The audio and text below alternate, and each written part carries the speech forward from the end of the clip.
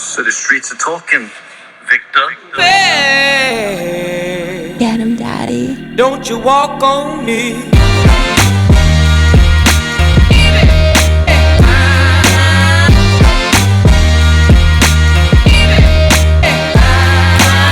I've always been out of here. I've been gone for 27 years. Wow, 27 years.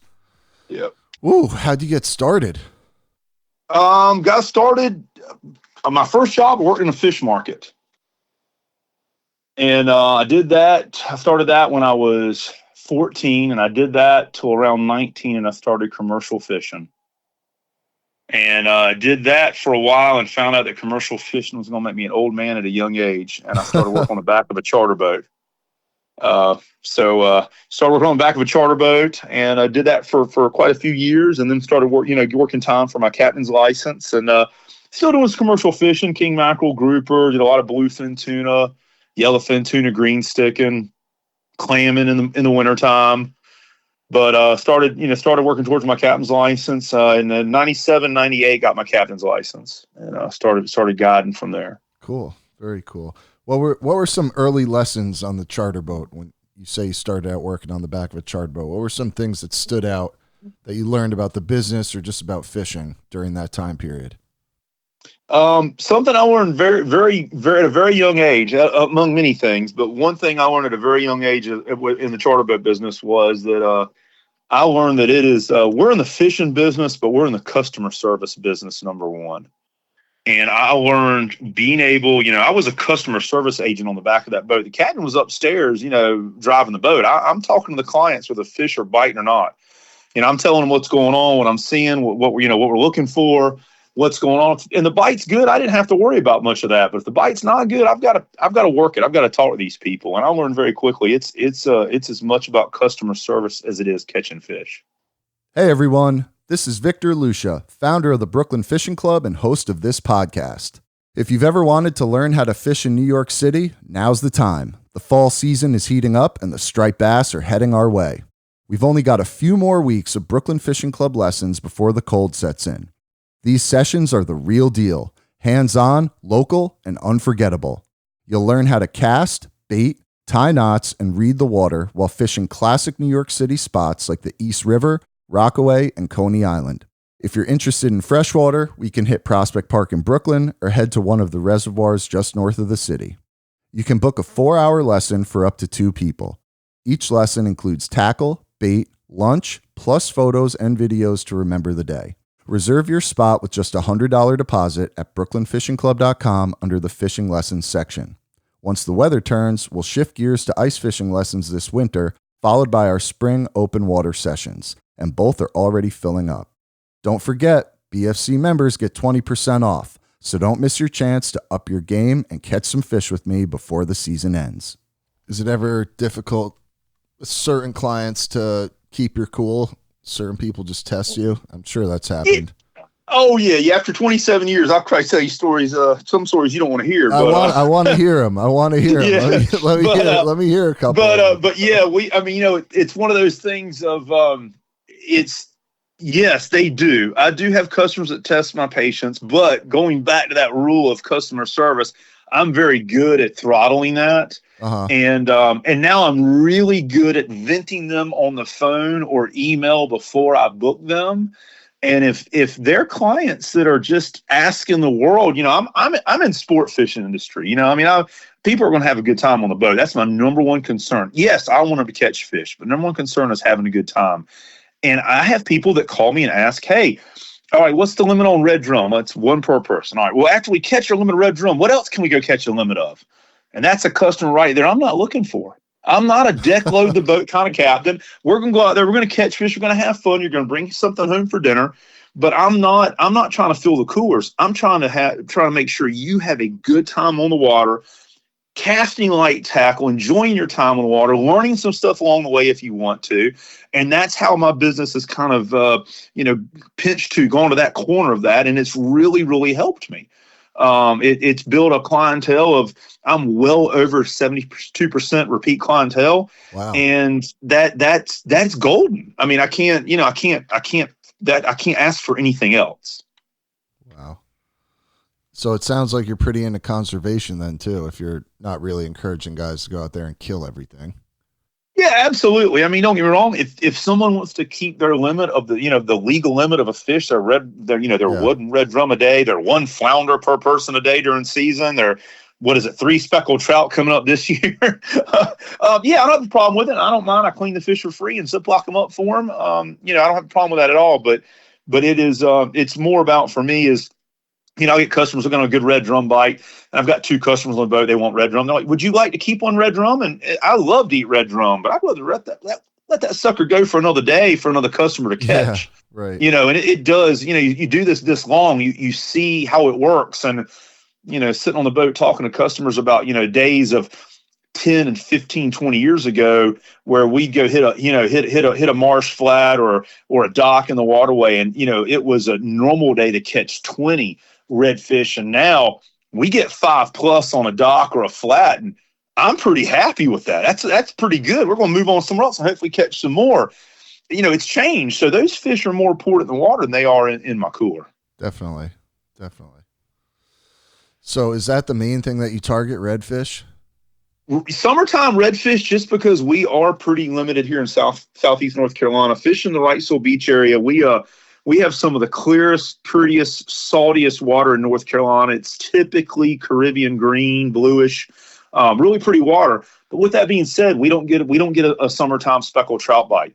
Our fish show up in the fall when the water cools down. So I'm limited to sheephead fishing, red drum fishing, casting the Spanish mackerel with metal in the ocean if allows. Earlier seasons, some cobia, big bull drum mixed in from time to time, but my summer bites are limited because we just don't have the array of species because of that crystal clear water. Now I can run down 6-7 miles to the south and fish the Cape Fear River, which is that brown, tannic, brackish water, and I can catch speckled trout all summer. And I will do that from time to time. It's a little bit of a run. I don't like to do it on the weekends when it gets too busy, too much traffic. But if a customer wants to speckled trout, we'll do that in the summertime. But right around where I am, we just don't get that summer bite. So redfish are a big part of it. We are very seasonal here. Most years we do have all 4 seasons. And so, we start out in the spring with the Atlantic Bonito run, which is a blast, usually runs a little over a month. Then with the mackerel start coming in, and then we start seeing the cobia. So, for me, it breaks up monotony of not having to worry about one species all the time. About the time I get tired of a species, something else shows up. But with that being said, here in the summer doldrums, as we call them, you get into later June, especially July, August, and early September.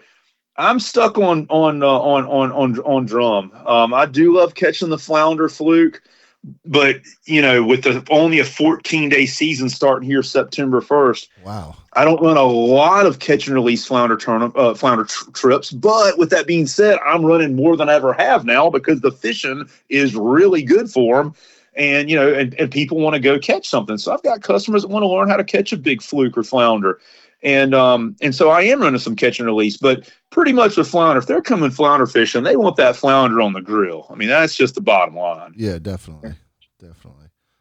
So you're saying your favorite fish to target is the red drum? Is that? Yeah, I do. I really like targeting flounder, though. I really do like targeting flounder. Why are the regs so strict on that, you think? Well, I mean, you're talking about one of the slower fish to grow. I mean, drum get over 40 inches and 40 pounds. And a 40-inch, 40-pound fish, there's a lot of different studies out there. But, a 40-pound, 40-inch plus fish can be easily over 20 years old or even as old as 40 years old. But they don't get sexually mature until they're typically in those in that upper 20-inch range, 27 to 28. Our limit is 18 to 27 inches at 1 per person. So the idea is if that fish becomes or gets close to sexually mature age, then you can't keep it anymore.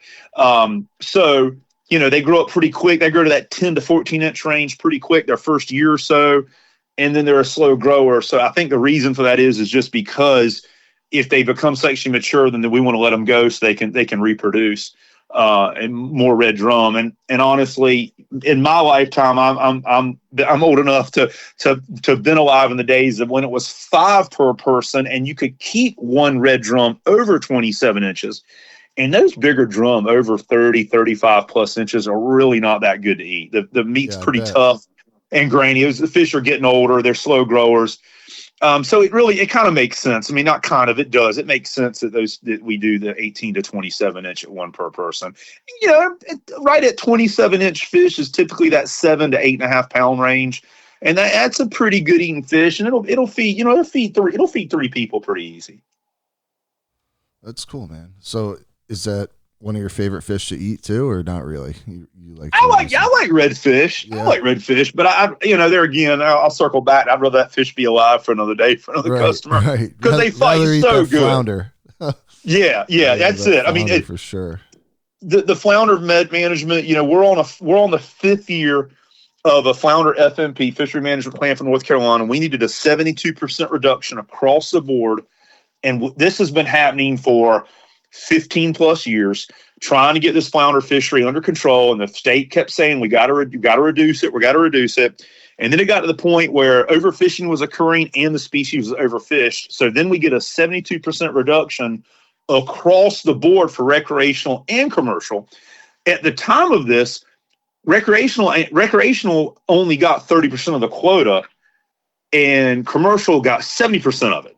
Well, we have, the state's numbers show that the recreational industry puts a lot more money into the economy, and that's the state's numbers. That's not any third party, conservation association or anything like that. That's the state's numbers saying, hey, listen, the recreational anglers, and this study was done over 10 years ago, are putting this much money into it just from flounder fishing.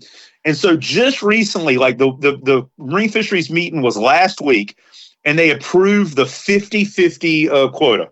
So now it is the numbers are 50% for recreational, 50% for commercial. We're going to get a 14-day season. They voted an extra allocation. So overages like dead discard, which we know that word so well. I know you know it up in your way when they talk about dead discard, how that can kill you as a recreational angler, your dead discards. They added some more poundage to cover dead discards. So at this point, it looks like we will also have another flounder season next year. Lord, I hope it's longer than 14 days. I don't like derby fishing, but it is what it is. So are you all booked up for those days? You got people going out? Right now, I have 23 trips booked in 14 days, and I hope by it starts next week, I have 28 trips booked for 14 days, 2 a day. That's crazy. Oh, yeah. My God. But yep, guess he's booked up. Yep. It just stinks to have to do it in 14 days. I mean, challenge accepted, but this whole summer I'm watching these fish grow the last 5 years during this fishery management plan, and we're catching bigger ones. But of course, bigger ones are going to come before small ones. You got to have big ones to make the small ones, And so we're seeing big ones, and I'm catching 5 pounders weekly. We had over 7 pounder. We had a 27-inch and 3/4 last week. Beautiful fish. They're growing, and we're starting to see more small ones as well. But for me as a guide now, because we've moved pressure from flounder to redfish and sheephead, now these fish are getting pressure because we can't keep a flounder. And I just like to see the day that anytime during the summer, my customers could at least keep 1 3 or 4 pound flounder for dinner that we keep letting go, and I don't have to hammer the redfish for their dinner. One problem turns into another problem. Oh man, it seems like they're trying though, at least. They're trying. But this state, we're the only state that still allows inshore gill netting, inshore trawling. Oh, really? So there's a lot of pressure on the fish that's happening too. And don't get me wrong, I will not definitely take away the fact that there's a ton of recreational anglers out there putting pressure on the fish as well. Everybody bought a boat after COVID. Everybody wants to go fishing. Every time I do a fishing seminar, I did one the other night. It was standing room only for flounder fishing. That's just what's happening. So there again, double-edged sword, great for the industry, but it's also tough on the industry. What other ways is it tough on the industry that you've noticed? Weather's getting tougher. There's no doubt about it. We're seeing more thunderstorms. We've had more people struck by lightning than I've ever can imagine in the last 4 or 5 years on the water. Wow. Now there's more people on the water. So, is it a numbers game? But man, this year especially, the amount of rain that we've had from right here all the way to talking to the guides in Charleston, they've had so much rain in Charleston, South Carolina. It's all up the East Coast, and it makes it no easier for a guide, and I don't deal with lightning. Everybody knows if lightning shows up, Captain Jot's gone. I tell my customers, you're going to see how fast my boat can go if lightning shows up, and so I'm blessed. I work with some of my partners. One of my partners is Sirius XM Marine. So I've got the display right there on my Garmin. Weather radar shows me if there's lightnings in the storm, how far away the storm is, how fast it's moving. Any kind of weather warnings that come up, it lets me know immediately. So that's really nice to have. Satellite driven, doesn't matter where I am. But you still have those humdinger storms that build up right on top of you. And before you know it, I'm looking at my customers going, reel them up. We got to go right now, and that's being careful. That's even being careful. You still have some close calls. What's the closest call you've ever had? Oh God. Well, I've had too many close calls of lightning, but probably one of the probably craziest ones ever. This is probably 8+ years ago. I had a cobia trip in the spring, and late April and May and early June is typically when we get a lot of our really bad lightning storms in the afternoon. There's afternoon pop-ups. And I had a 6-hour cobia trip. One of my regulars, just one guy on the boat, and he cobia fishes everywhere with me. We're fishing out around our inlet. Our inlet's jettied. Masonboro Inlet, south end of Wrightsville Beach is jettied. And so it's got these great jetty rocks that are just a pinnacle for fish. It might as well be an east-west, north-south, 4-way intersection. And we catch all kinds of fish. Great for cobia, tarpon, drum, trout, flounder. I mean, I catch all the species out there. And we had a really bad thunderstorm come up. So we haul tail to the inlet, to the marina, hang out the marina for a while inside, watching the radar. They had the TV on in there. They got one of those lightning detectors that shows you how far away the lightning is and how many seconds ago and how many strikes. Kind of cool to watch from a safe standpoint. And so I'm watching that, and it got to about 7-8 miles. And, the last strike had been like 3 or 4 minutes away, 7-8 miles away. I said, all right, let's head on out. The sun's back up. All the people are out. So we cruise back out to the jetty. You can look out offshore. The storm is 7-8 miles offshore. It's black offshore, but it's sunny and clear where we are. We get anchored up at the jetty, and about 5 minutes later, we literally watched our lights watch up. Let me just light up. All of a sudden, it's just this horrible pow and bright light flash. We hit the deck, and I knew it was lightning, but I'm like, where did it come from?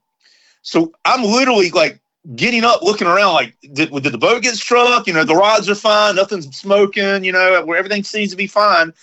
And about that time, somebody, another charter boat called me on the radio and said, "Hey, Jot, are you fishing on the inlet?" And I said, Yeah, we're fishing on the inlet. He said, we're about 4 miles offshore. We just watched a lightning bolt come across the sky above our boat and hit somewhere at the inlet. It had hit the jetty rocks right beside us. Oh my God. And this storm is easily 7 miles plus offshore. And I'm like, so then we're sitting there going, do we get up? I mean, there's people out driving, skiing and fishing. And here's these two guys ducking in the bottom of their boat. Now, and we were 30 yards from that jetty when it struck it.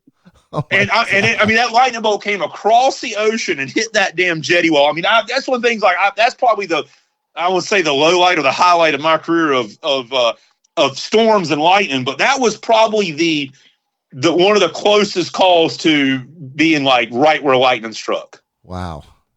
That's crazy. We've had a few guys on the show that have been struck. It happens. I used to be like, you always hear that, you need to be more than 10 miles. And I was like, man, 10 miles is a long way. Well, let me tell you what, I'm a 10-mile believer now. Wow, there you go. when I'm watching that radar and the storm's coming, it gets within 10 miles. I tell my customers, y'all reel them up. We're heading to the marina. Not playing. He's not playing with that anymore. I would have never thought 10 miles. 10 miles, that's a long way. It's not for lightning to travel. It's not. Oh, man. We love hearing about close calls on this show, man. You have any other ones? They don't necessarily have to be with lightning. Well, I mean, gosh dang, after COVID, the amount of people that have boats that shouldn't have them. Oh, God. I've had more lines run over. I'll tell you one story, and I'll try to keep the 4-letter words to a real close one here. All right, whatever. You can let them fly. It's fine. Yeah. This was when I had a skiff. This was when I was working with Fortune Charters, Captain Jimmy Vass out of Wrightsville Beach, good friend and mentor, grew up on the back of his boat. And I was running one of his boats when I first started captaining. It was a Jones Brothers 22 Bateau. And I'm fishing way up the Cape Fear River, getting away from the crowds in the weekend. And the Cape Fear River is not the nicest place to fish for just like for, you don't see a lot of people cruising or jet skiing. There's a lot of logs in the river, a lot of deep currents. It's deep because the Wilmington port is almost 20 miles up the river. And so it can be tough, but there's a lot of water down there, so you can get away from the crowd. And like I was talking about earlier, is I can catch speckled trout, up there in the summertime. And so I had a weekend trip. I was like, let's go up the river. We can get away from the crowd at the beach. I had 2 anglers on the boat that were really, really, really good anglers. They could cast good. I said, let's go throw some top water, in the morning around some of they have these rock islands there where they build them up where all the channel markers are and range markers are. There's a lot of little baby head rocks there, man-made islands that are just loaded with speckled trout and redfish and flounder for that matter. So we're up there fishing and, we started at daylight. And it's probably 8:30. And I've got the power pole down. We're just sitting there fishing the island. They're throwing top water. We're just floating on this island. And we're at one of the widest points of the river. And if anybody knows the Cape Fear River, it was where the power lines cross. And it is a very, very wide area there. We were we're in about 2 to 3 foot of water. And the closest channel marker to the channel was probably 30 or 40 yards away. So the channel's on the other side of that. We're way far away from the channel, not anywhere remotely close. And we're fishing. All of a sudden, I hear this kind of humming sound. And I'm like, what is that noise? And I look up river, and it's a pretty straight part of the river. And I look up river, and there's like 15, 20 jet skis coming down the river. And I'm like, that's kind of odd, jet skis in the river. But I kind of put 2 and 2 together being local. Up the river, there's a boat ramp downtown Wilmington.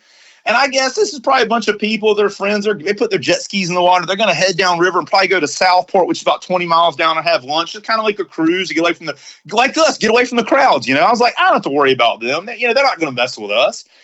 Well, they get closer and closer. And about 15 of them or so broke away and were in the channel. But 3 of them were heading straight for us as fast as they could go. And I'm thinking, what are they doing? Like, we're in 2, 3 foot of water. We're not anywhere close to channel. So they get within about 200 yards. And, these things do 60 plus miles an hour. I mean, they're not slow. Yeah. Oh and I'm God. Like, and so I'm to the point where I'm like, I'm waving. I got both hands in the air. Like I'm waving and pointing, go the other way. Don't come through here. And all they did was put their heads down and they ran between us and the freaking little island we were fishing, doing about 60 miles an hour. And we were in casting distance to that little island in 2 to 3 foot of water. Now, I don't have to talk about the danger of this, and I told my customers, like, just reel in, we'll let them go by. They're going to scare the fish and we'll go somewhere else. Well, one went past, the other went past, the third one's about to go past. And my customer with a topwater plug rears back and cast at one of them. And he hit him, and he knocked him off the dang jet ski with a topwater plug. Nice. Now the jet ski's doing 60, and he's casting 30. That plug hit him about 90 miles an hour. Oh my God! And I'm thinking, this is going to be national news. The sheriff's going to come. I'm done. I'm the captain. I'm the one. I'm thinking, and here these guys are on jet skis. They can easily outrun me. I'm in a skiff that does 40 miles an hour, and I'm thinking, oh my God. So I'm thinking, all right. And that happened. I was speechless. But when I looked at the guy, he was as red as a fire engine. He was really mad, and I was mad. But I do this every day. But this was his fishing trip. And we're catching fish, and they just ruined it essentially. So I looked at him and said, guys, whatever it takes, do not let them get on the boat. He said, okay. Well, 2 guys come up and start cussing us. Just start cussing us. Why'd you do that? La, la, la, la, la, la. Luckily, the guy did not get hooked. It literally hit him, and I think he kind of just flipped out and jumped off. He didn't get hooked. The plug was not even close to him. Well, they start getting over closer, and I'm like, man, I'm thinking, I'm not letting these guys. There's 3 of us and 3 of them, but we cannot let them get on this boat. I looked down. The other jet skis kept going, thank gosh, the whole group. And all of a sudden, that customer, he just snaps. And he starts cussing and telling that guy if he gets on the boat, he's going to break his neck and kill him. I mean, this guy, I can't say the words he said. He snapped and started yelling at those jet skis. Wow. Those guys got on the jet skis and they drove away. He scared them. He literally snapped. And so then I'm like, I told him, I was like, guys, reel in. We got to go because there's 20 of them and only 3 of us. Yeah, we got to get out of And here. we left the area. And my head was on a swivel on the way back in. Every jet ski I saw was like, oh, God, is that them? Oh, but my God. You probably just wanted that trip but to I'm be telling over. you, that guy, he did a 10-minute cussing telling those guys the stuff he said, you thought he was in the mafia. He really went for it. He was so mad, and it worked. They left. But, the moral of the story is, I don't think they'll ever drive between a fishing boat again and the bank. At least we fixed it from there on out. I mean, they probably will, but we can only hope, Yeah. I mean, that was probably the worst for me as a captain going, oh man, this could be bad. So if that's one of the most memorable trips for the wrong reasons, what's been some of the most memorable trips for the right reasons? There's nothing better than putting a child on his first fish. I'm blessed that after doing this 27 years, I'm not going to say they're countless because they never are. I want to keep seeing it, but it's just the years of doing that. Seeing tag returns. I'm heavy into conservation. I tag 7 different species for the state and the feds. And so seeing tag returns and occasionally catching a fish that I tagged. It doesn't happen often, but sometimes it does. But seeing crazy. Tag returns and the clients get the certificate from the state that shows when it was tagged and how long it was out, how far it went. They get a reward, a hat or a T-shirt, that's always cool. Or then lifetime fish, customers that come tarpon fishing with me. North Carolina is not really known for tarpon fishing, but we do catch them. And I'm one of the few guides that does quite a bit of tarpon fishing. But when customers book a tarpon trip with me, I let them know that it is like icing on the cake, a win, like winning the lottery if we get a bite and hook one. If we land it, it's a lifetime scenario to land a North Carolina tarpon.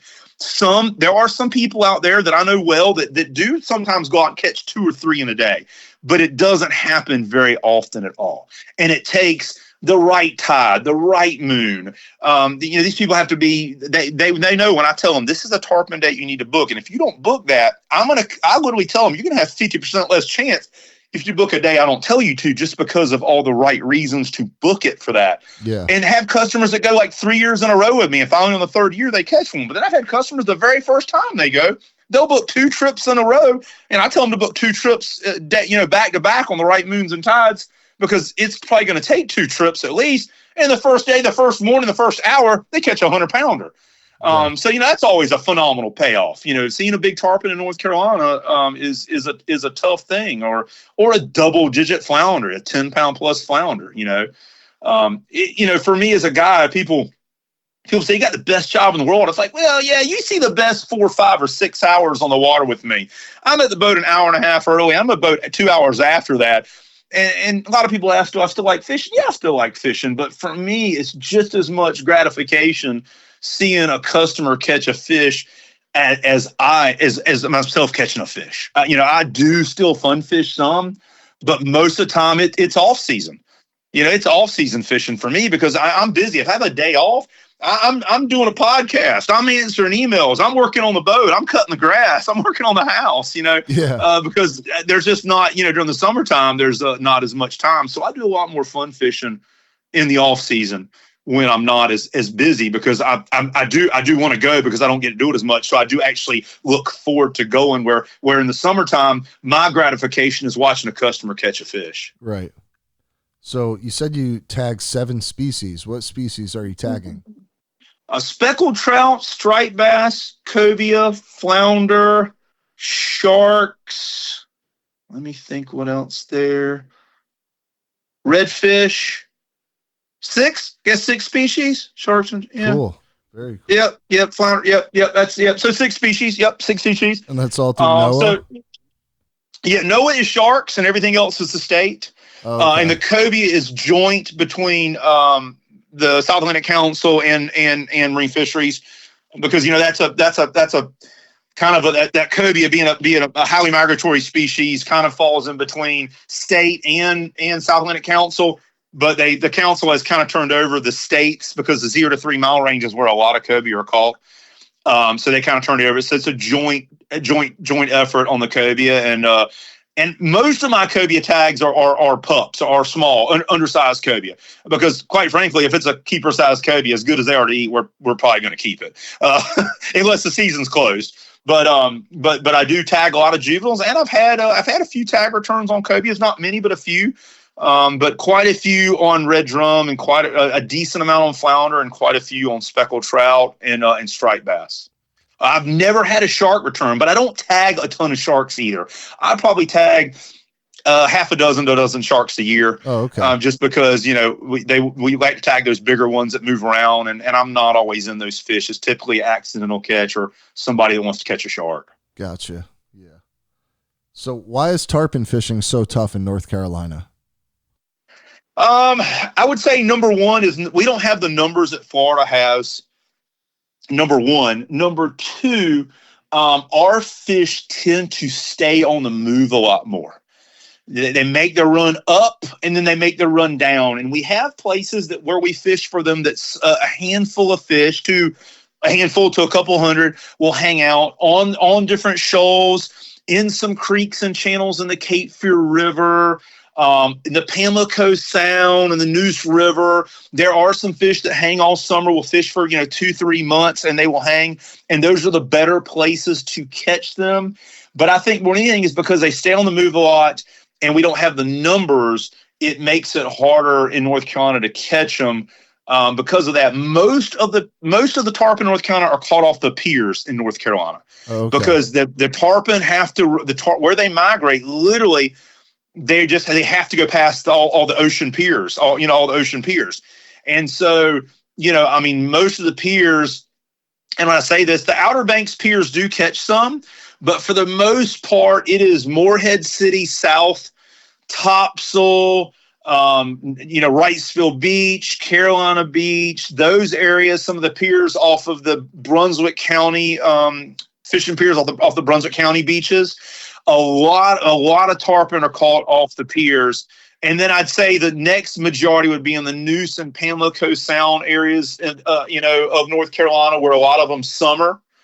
And then a very small handful in southeast North Carolina that are being caught in my area and stuff. And some are lucky and some are people trying to catch them. I would say the majority of them are people trying to catch them, because the people that know how to catch these fish catch them, and the people that don't know how to catch them don't catch them. I mean, it's a funny, tough fish. And you notice when I said very, very blandly on where we're catching them, I don't give too much detail, because I have quite a few friends in the industry that I would get a phone call as soon as they heard this podcast if I was naming, exact spots of where we target tarpon. Don't do that. Yeah. Yeah.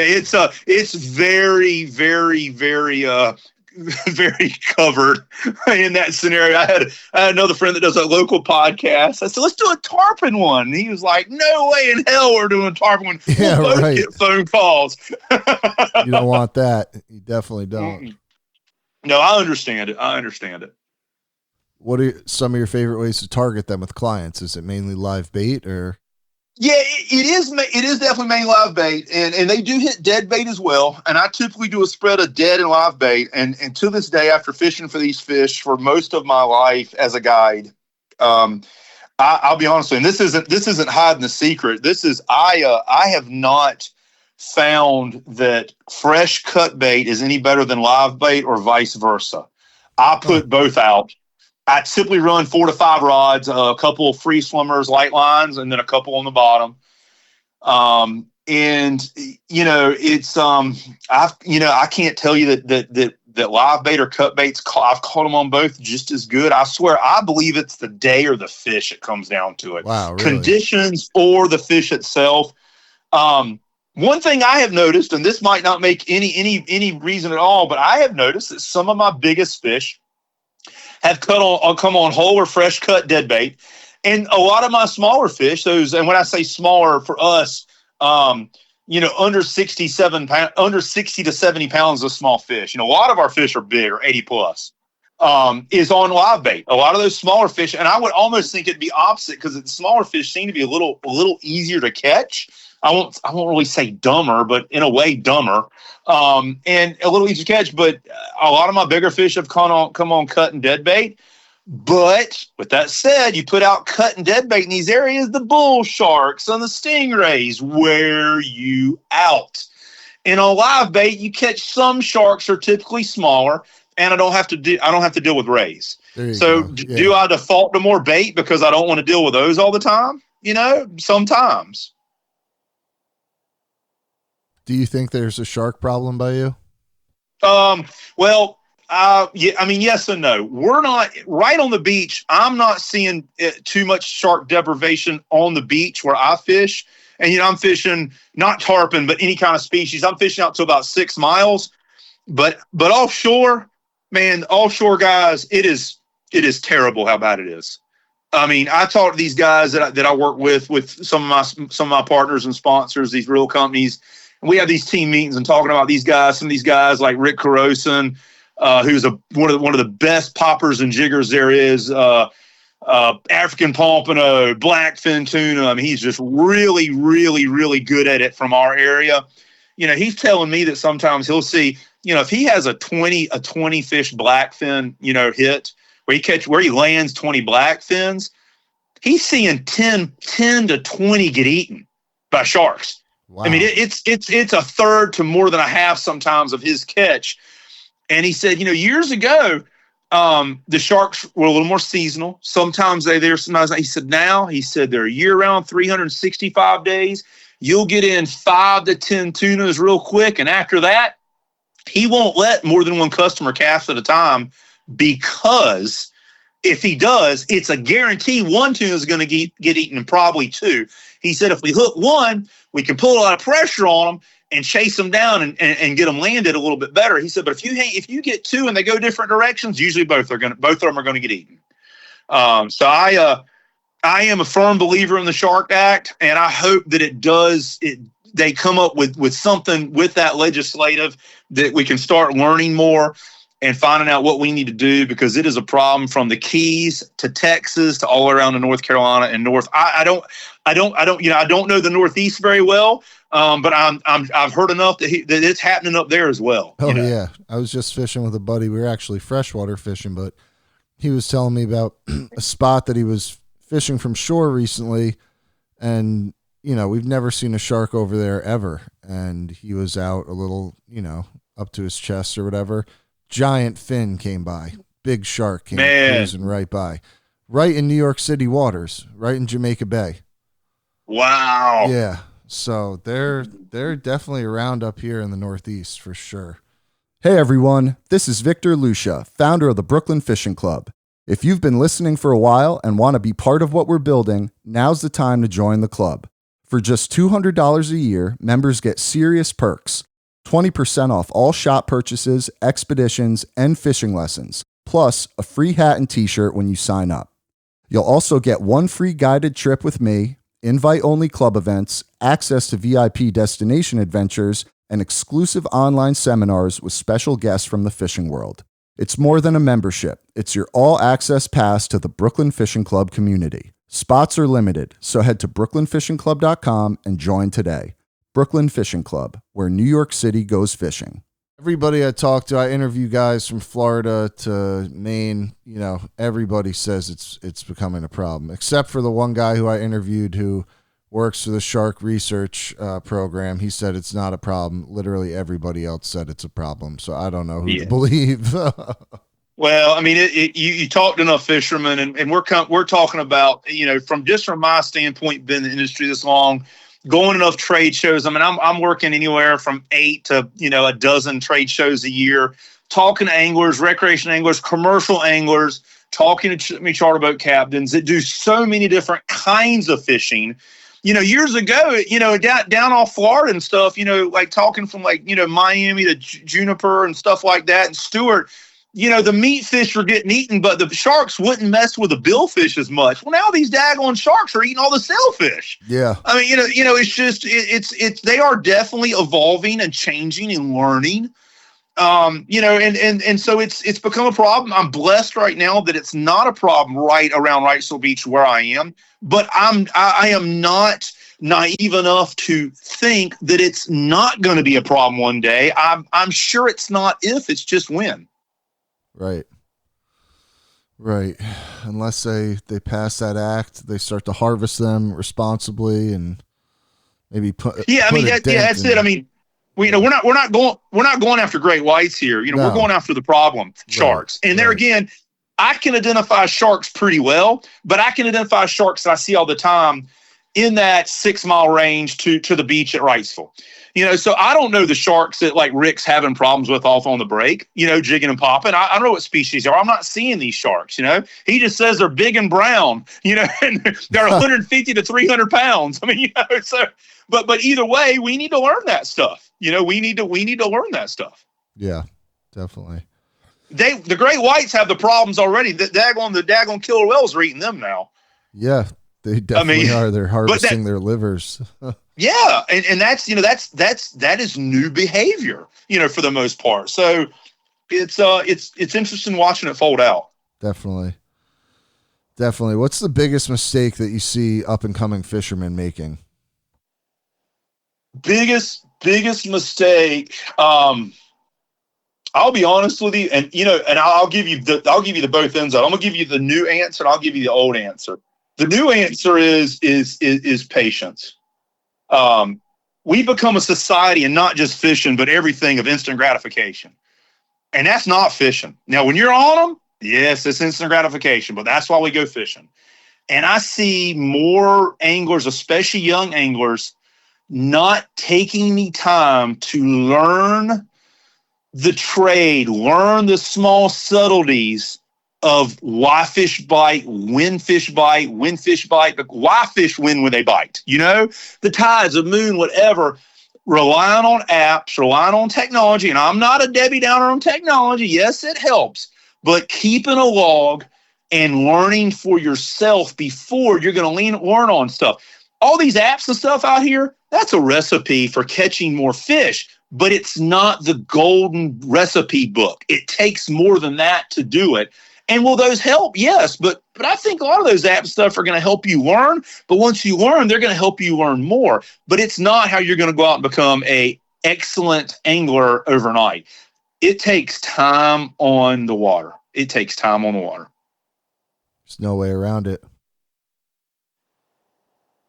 No way around it. I mean, it really does. And then other mistakes wise is, oh man, a lot of them are kind of those little petty things, but another one too is don't follow the crowd.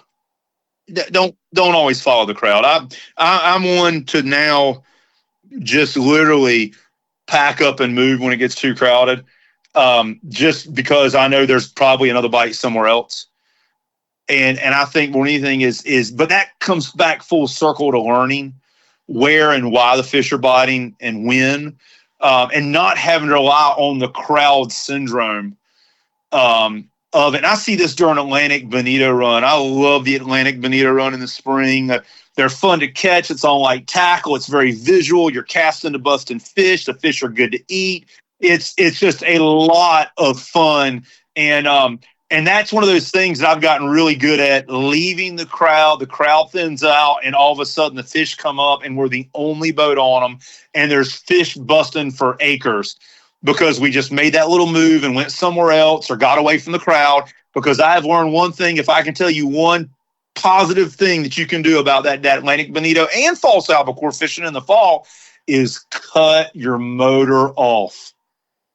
I mean, it's like clockwork. I've watched this where there's a bunch of boats in the area, and I'll start just real politely. People around me, I know, say, hey, we're drifting. Just cut your motor off. Trust me. And all of a sudden, all the trolling boats kind of leave. People cut their motors off, and then all of a sudden, an acre of those ABs come to the surface.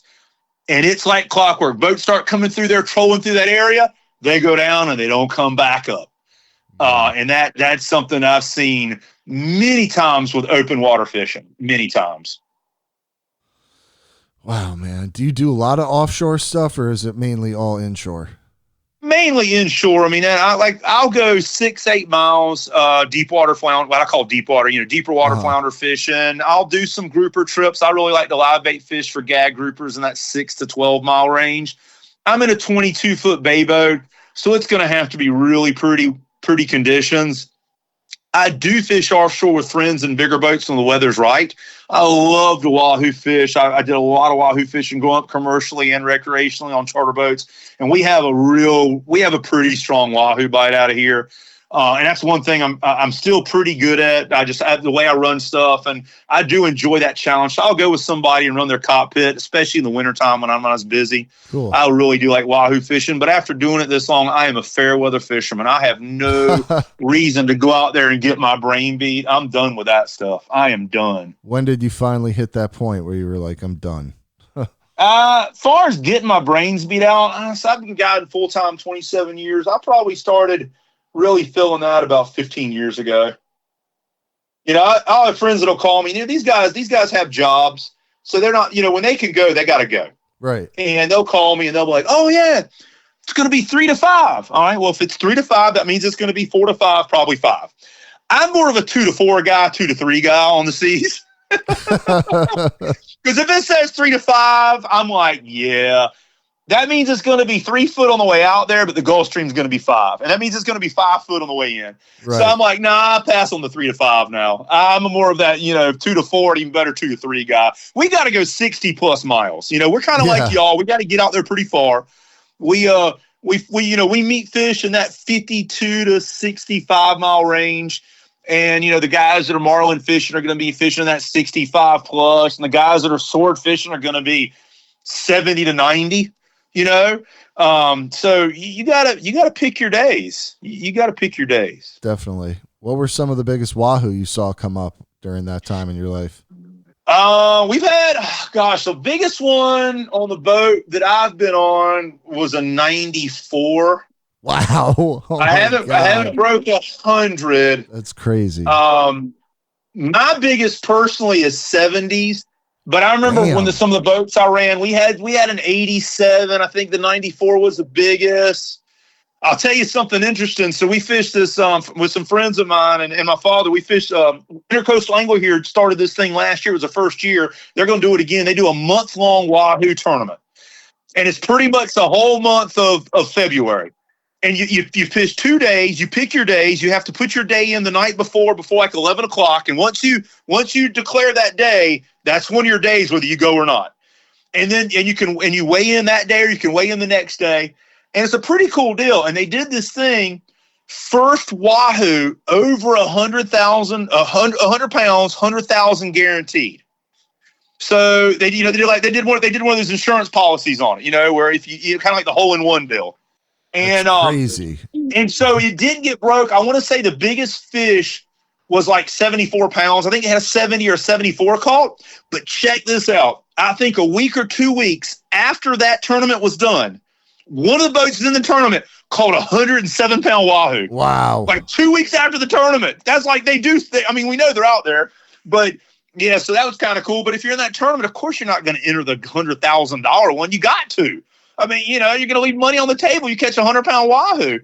And we missed money. We got 4th place in one division. We missed money by like 2.5 pounds this year. Oh, so, no way. And it wasn't going to be a lot of money, but it would have covered entry fee and some fuel. But that was kind of cool, to do that. We had one fish in the upper 50s and then a couple 40s. But when that boat caught that 70, I was like, that's going to be hard to beat. So they do a largest single, and then I believe it's 3 aggregate is the other division. So yeah, pretty cool tournament. I'm sure we'll do it again this year. I didn't get to fish both days with the team because I was running charters, but I hope to at least fish one day with them. I enjoy if the weather's good, of course. So that's the fishing team that you're part of? Yeah, I mean it's my dad and some of his friends. They do king mackerel. They do king mackerel tournaments. I don't care if I ever catch another king mackerel personally, but these guys like to do king mackerel tournaments. That's their hobby because they have jobs. That's every weekend there's a king mackerel tournament somewhere in North Carolina in the summertime, and so they enjoy that. But after being on the back of a charter boat and bailing more commercial king mackerel and charter king mackerel, I don't really have any want to do that. I love it when a customer catches a nice 20, 30 pound plus king mackerel and light tackle on my boat, but I'm not going out targeting those fish, trolling for 8 hours a day for that 1 40, 50 pound fish. That's just not my game. That's a long, slow day. Not your style. Definitely not. No, if fishing's slow for me, I just go do something else. If you're in a tournament, you're in it, man. You're invested. You got to stay right on it, Right. So speaking of doing something else, if you weren't a full-time guide, what do you think you'd be doing? I think about that all the time because I went to college for auto paint and body. And the reason I did is my parents told me I was really into cars, into custom cars when I was younger. They're like, you got to do something. So I went to college for auto paint and body, and it's helped me today. I can do little gel coat jobs on my boat and stuff. I know how to do it. But honest, I would not be an auto paint and body. I will tell you that. I would not be an auto paint and body. I don't know. It would be something outdoors. I love the outdoors too much. I love camping. I love hiking. Give me a reason to go camping one weekend. In the wintertime and fall and spring, if the weather's windy and I can't fish, I'm camping somewhere. I love to be outdoors. My wife loves it. My dog loves it. So we do it a lot. So it would be something outdoors. So I have to say probably a fishing guide, honestly. I mean, I know that's kind of going back on it, but I don't know. It would definitely be outdoors. I'm not an office guy. I've gotten better on a computer, writing reports and doing social media, but I'm still not great at it. I hear you. But I have to be somewhat good at it because we have to do it in this day and time. Yeah.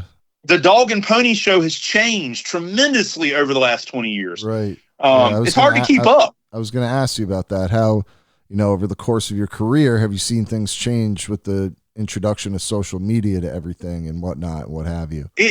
It's unbelievable. When I first started as a mate on offshore boat, now this was when people had bag phones on the boat. And you would go, and this is right when bag phones were going out and the little phones were coming in. But if you had a bag phone, people that don't know this, a bag phone was a 5-watt phone, where our cell phones now are either a watt or a half watt, but there's towers everywhere. But back then there wasn't towers everywhere. So if you got a 5-watt bag phone, we'd go to yard sales and buy a bag phone, get service on it, put a bigger antenna on the boat. We could talk 20, 25, 30 miles offshore with a bag phone because it was a 5-watt phone and it could make it to the tower. It was pretty cool. But that story leads into, back then we had a yellow page ad for the boat, and that was it. That was it. And I remember coming in from offshore, we'd get in that 20, 25 mile range. Whatever boat I was working on, the captain would say, he would watch that bag phone. When he got service, he would say, come drive the boat. He had to call back all those people that left voice messages, because if he didn't call them back first, if they called other charter boats that are offshore, we didn't book trips. And so he would call them back right then and try to get that trip booked, because all we had was a yellow page ad. And then it went to pagers, and pagers didn't last long. And then it got to, regular little hand cell phones that everybody had, and all the data's in your pocket. But that was kind of cool in my time, because just coming on, getting a website, my website is one of the older ones out there. Now, my website is nothing technological, but because I've had it so long, I have really good grab, because I've had my website so long. I've kept it constant. I've kept it real. I do fishing reports on it every month. And so my website naturally, organically hits decently. It doesn't hit great, but it does pretty good because it's been there so long. So I'm blessed in that. I started early, so I don't have to pay all these big fees and AdWords and all that stuff that a lot of guys, I know guys that have been in the industry only 4 or 5 years, and they're running as many trips that I am, but they're spending thousands a month on advertising to do that. And if that's what it takes, you got to work. That's what it takes. And I don't do that because I've been doing it a long time. Let me tell you something. I'm looking at your website right now. It reminds me a lot of my favorite freshwater guide, this guy up in Lake George. Hasn't updated the site in so long, but he almost doesn't even need the site. He's that good. And so I could tell by your website that you're really good, dude. Well, I appreciate that. It's one of those things that's like, I could tell, because how much of a shit can you give about the website? You have to catch the fish. Like, I feel like it's either one or the other. You could either be good at the website and you go fishing with them and the guy's like kind of all right, or the website's not that great, but the guy's a phenomenal fisherman. I feel like that's the way it goes. Well, and that goes back to the whole full circle thing of customer service. Is I make sure all I can that a customer is going to have a good time on the boat, whether they catch fish or not.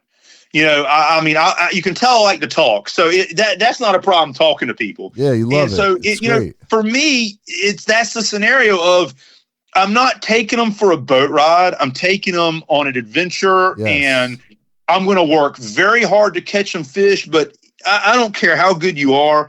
I always am very leery of guides that guarantee fish. Of course, that just doesn't fit in the way I do stuff. It just doesn't. I'm not downing them for that. Hey, if they're that good, more power to them. But I want to make sure people have a good time. And I've had charters, especially when I was younger, when I understood the customer service, but not how important it was, where I had really, really slow trips, and I'm like, these people aren't coming back. They end up tipping me well and booking another trip right away. Yeah. Because they had a good time. Of course. And so that's it. So then you lead that to word of mouth from other customers and enjoy yourself, and so that 72% repeat customer for me, that includes word of mouth where I get a call and says, hey, so-and-so that goes with you all the time really has a good time. We want to book you.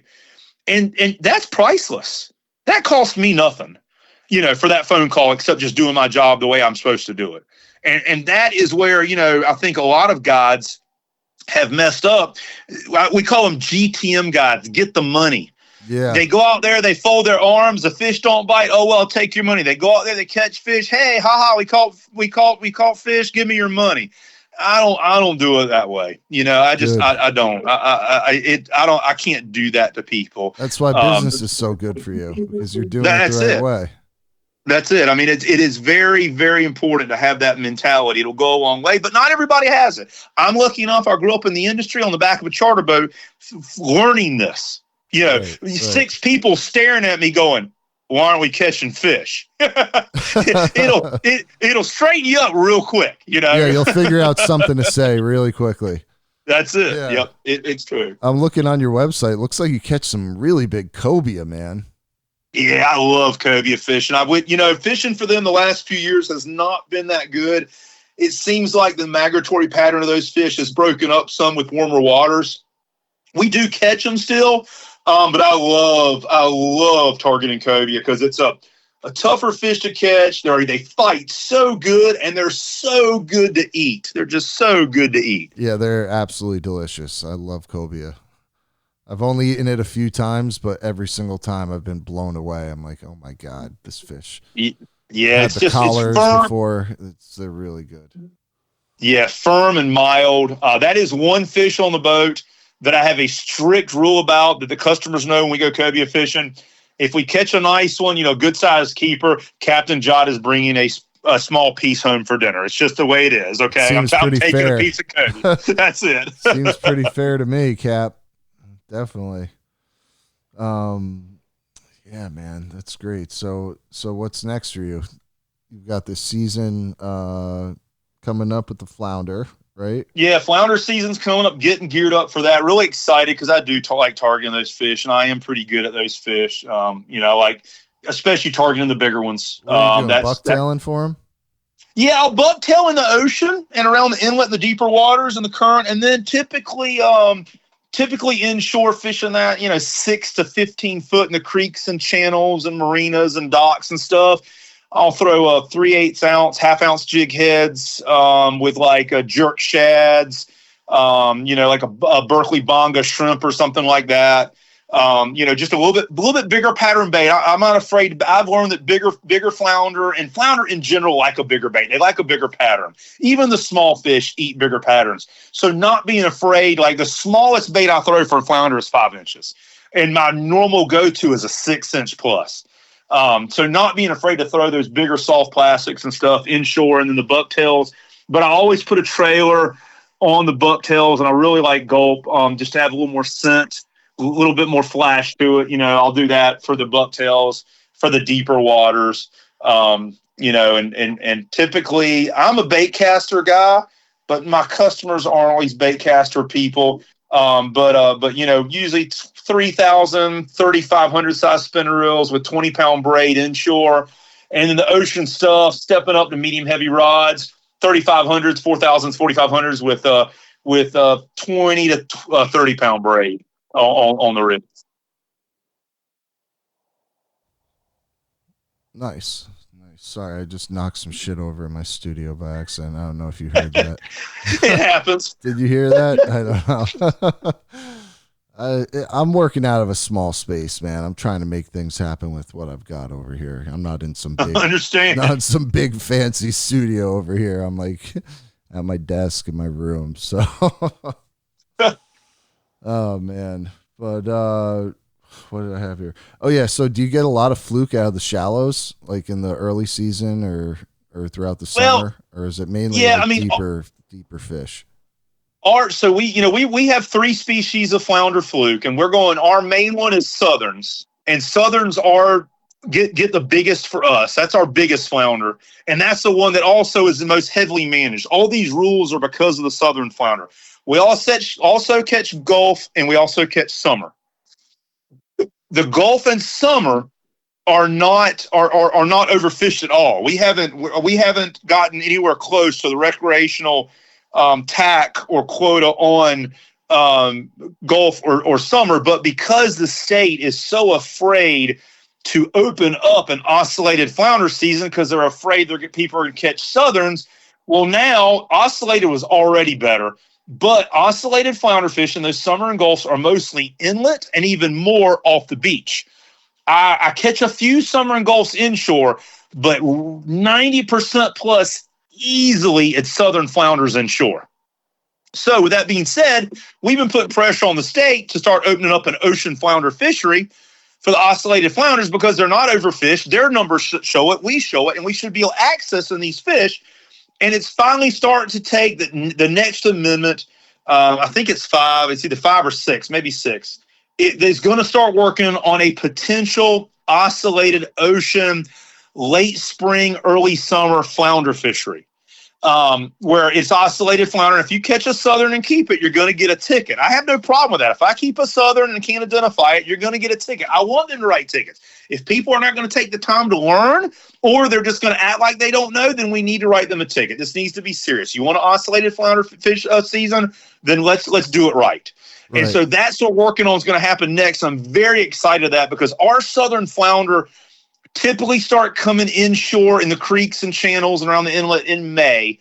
But to be honest with you, if we had a longer flounder season, I wouldn't book a customer wanting to book flounder fishing at the inlet or inshore until really mid to late June, because the high numbers of Southern flounder are not really in, especially our area from what I'm seeing, in the inlets and inshore until mid to later June.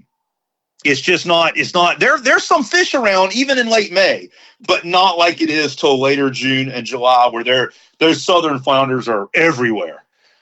So, if we do end up having a May or a June ocean flounder fishery, get out on those reefs and wrecks and ledges, catch those Gulf flounder with some summers mixed in and some Southerns mixed in some of those places as well. We're going to release those. I'm going to tag them. Others are going to release them. I think it's a good idea, and I'm gonna definitely be making a lot of public comment on this, and I'll be going to a lot. I'll be joining a lot of the marine fisheries meetings when they are working on and talking about the topic of an oscillated ocean flounder season. So you go to a lot of these meetings? Yeah, I go to quite a few of them, and I almost all the time listen in or always put in a public comment if the meeting is not local and I can't get to it because they rotate.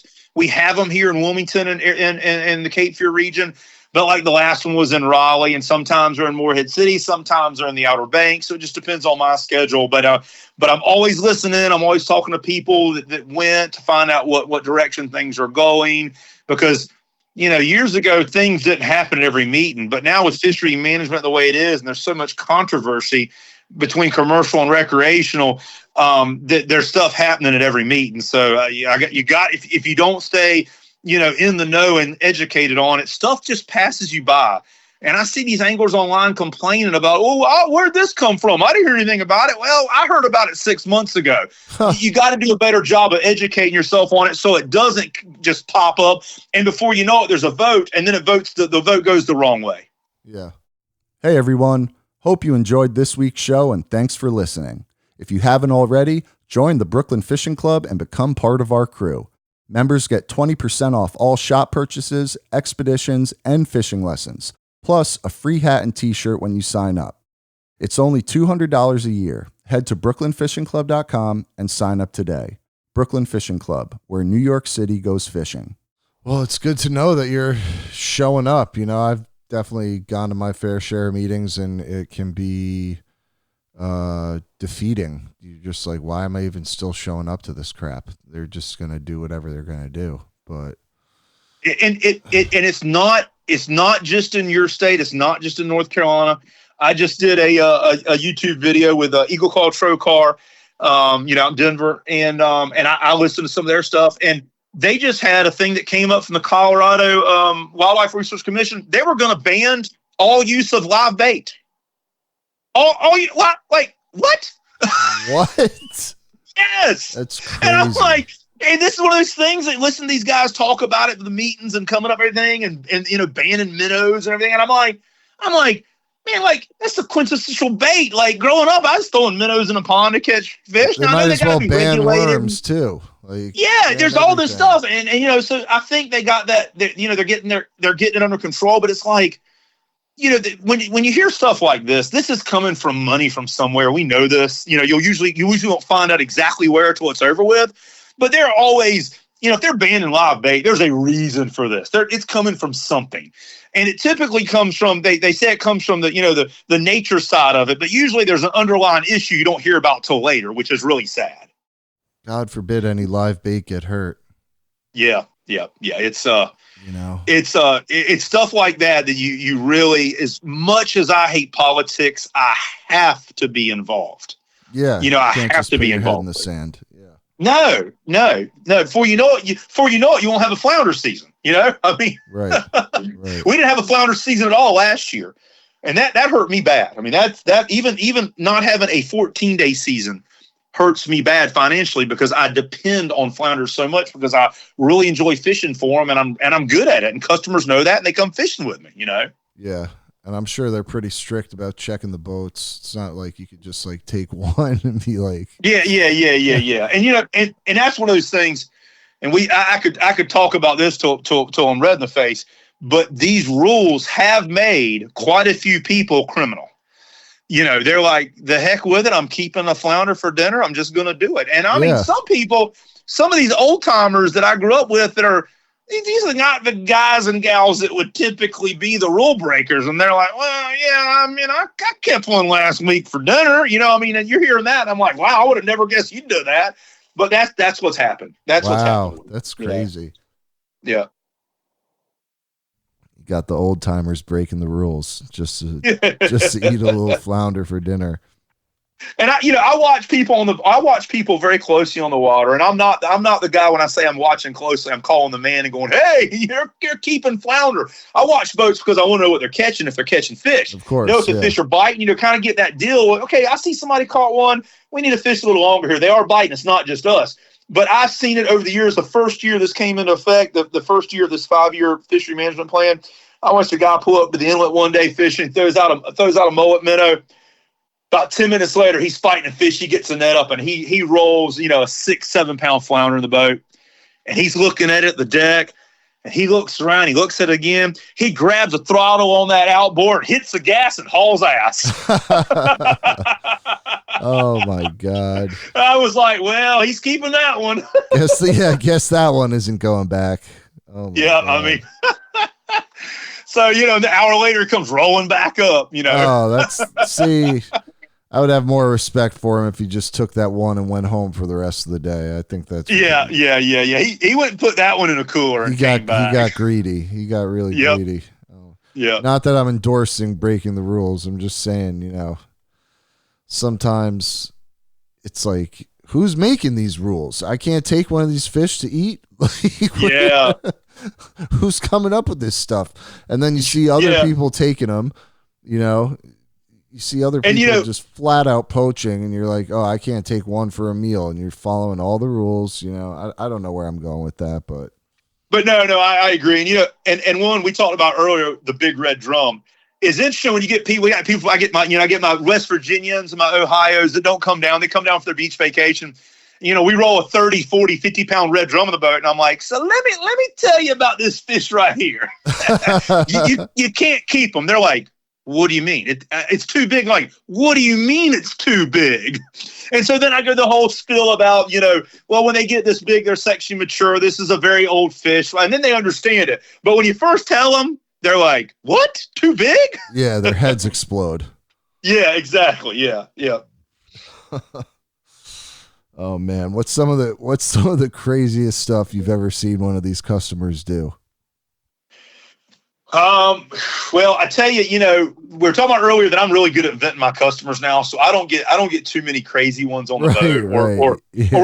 But when I worked on the back of a charter boat and we would have a bachelor party, and you get 6 guys that didn't sleep the night before, and with 6 cases of beer, they get a little rowdy sometimes, and we had one guy, we're offshore wahoo fishing, and I'm not a high speed wahoo fishing guy. I fish fast, but not high speed.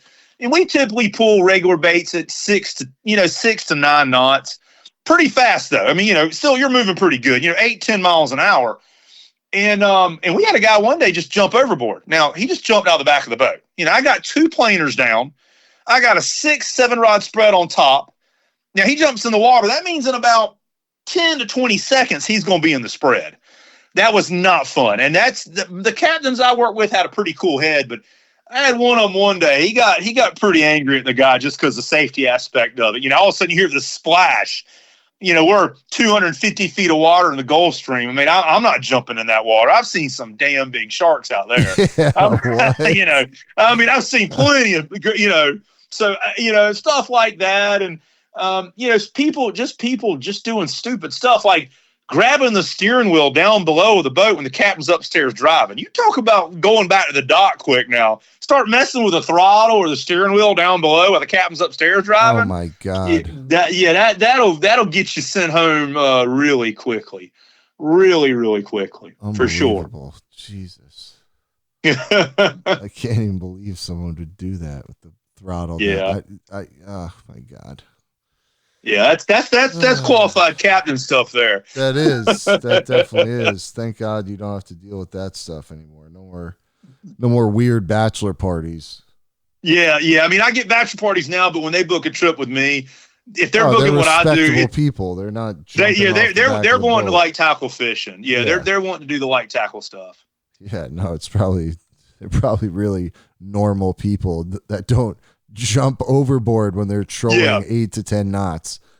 Yeah, I tell you a funny one. One time though, when I was doing my light tackle stuff, was I had one of my regulars call me. One of his friends was getting married, and he likes to fish, and he had some people coming with him that didn't fish as much. We had 12 people, so we did 4 boats, 3 each boat, light tackle. They rented a house over on the beach, so we could pick them up at their dock. So we did that. And, being it was serious fishing, I got 4 guides. We're going to start at daylight. And I gave her all the guides, their address. We come rolling up there just before 6 o'clock in the morning. And we pull up there, and every light on is in that house. The doors are open. The windows are open. There's music playing, but there is not one person moving around. And I'm like, here we are. I booked these guys. These guys are going to be so mad at me that we're, these guys. So we go in there, and there's guys passed out everywhere. So I go to the kitchen. I get 2 pans, a pot and a pan, and I start banging them. Wake up! And these guys start rolling up and waking up, and the main guy comes out. He's like, "Oh my gosh!" So he's running around because he booked this trip. He's waking them up. They're getting in the shower, and so boats finally start loading up and leaving. Of course, some of them didn't go. I had 3 guys. 2 of them slept on the front of my boat all day. 1 guy fished with me. But that was probably one of the ones we rolled up that house, and there was not a soul awake. And I was like, "Ruh-roh, this is not good." I thought it was going to get even weirder, and you were like pulling up to a murder scene or something. Oh, we'd have left quickly on that one. Thank God, my sick, twisted mind was wrong. I've just heard so many stories on this show. I really don't know where shit is going to go sometimes. And the picture you painted of the house with all the lights on and the door and the music open, everything, I'm just like, oh God, somebody's dead. Yeah. No, yeah. Man, thank God everybody was all right. Yeah, it was just drinking too much and staying up too late. Yeah, it was. That's funny though. They got a wide eyed awake there real quick. They got wide eyed awake real Holy quick. Shit. Oh man. Yeah.